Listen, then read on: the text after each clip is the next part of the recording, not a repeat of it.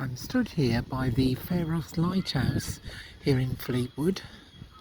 It's a lovely summer's day, July the 19th.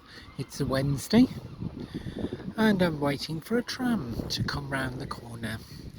This should be the tram that's working the 11:50 from Fleetwood to Starr Gate. It's a Flexity tram. These trams were introduced in 2011 along with the complete modernisation of the tramway.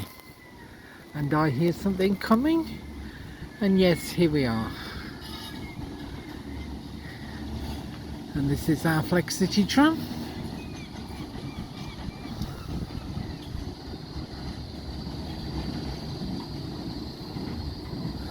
And that's tram 18. This was one of two additional trams that were purchased by Blackpool Transport to cover the new route, which will go eventually to Blackpool North train station. And there she goes, turning the corner to go across the main roads in Fleetwood and then on towards Cleveleys, Bispham, Blackpool Town Centre and Starr Gate.